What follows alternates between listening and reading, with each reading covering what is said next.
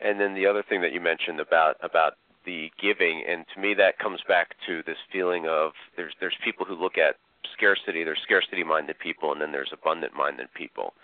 And I am not saying that every relationship and every dealing I have, I'm always trying to think abundantly, though I try to have that in the forefront of my mind. But I know some people, when they're, if for instance, I lost a friend of mine because I started putting on my own seminar. He thought that he should be the only one that puts on seminars in this particular marketplace, and which is crazy. And everyone is out to get him, and it's because of the scarcity mindset. And his business keeps slowing down and keeps getting smaller. And for me, the abundance mindset is hopefully that if I can give more and more as far as even the charitable contributions, then I will get back more and more in return, just from the natural law of money. It is a natural law. It is a law which is a very difficult one for us to accept. In fact, I have told you about my old friend Foster Hibbert, who was an associate of Napoleon Hill. Right. And he believed so much in that and lived it in his life and proved it. And when we give, we cannot help ourselves. The universe is a giving universe. You give a seed. If you've got seed grain and you're starving, or you know that this is the only seed you've got to make flour, to do something with, and you're thinking, well, I am going to eat a little today and a little tomorrow. If you take the seed grain and you give it away to the ground, and you make sure it's watered properly, after a while, you will have so much grain that you can make all the bread you want. And so you are naturally fulfilling the law of giving and receiving. And in every ancient text, it talks about it. But it's not an intuitive law, because we feel that if we give, we will have less.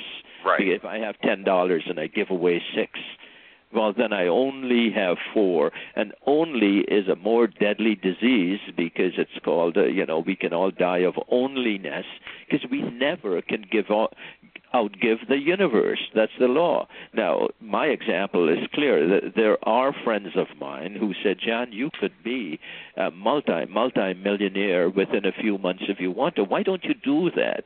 And I said, yeah, I would like to, but I find what I'm doing more interesting. I'd like to just make a few $100,000 a year, live comfortably, and write some books and talk to people, and maybe do nothing. I just want to have the choice to do nothing if I want to, or maybe go on another trip, or do just bloody well whatever I want to do compared to the early days.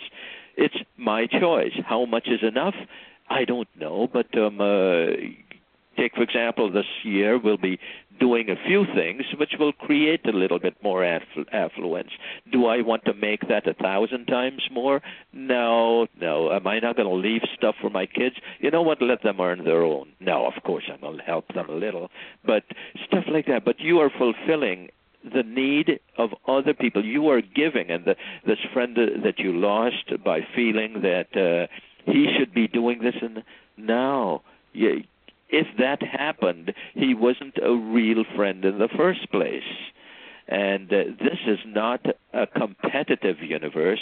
This is actually a cooperative universe, because if you put your minds together, you have a mind that's larger, the mastermind principle, that's larger than the two combined. Actually, Napoleon Hill told Foster Hibbert that if you put 2 together, you don't have 1 and 1 plus 2. You've got 2 times 2 times 2. It cubes itself, so you have the force of about 8 people. And if you put 3 together, it's like 27. And so it goes, 4 people together have the force of about 6 to 4. So the mastermind principle works. So if a friend wanted to do what you're doing and you join together instead of having problems with doing it together, it will be better for everybody. It's what I call the Alice in Wonderland syndrome, which I love.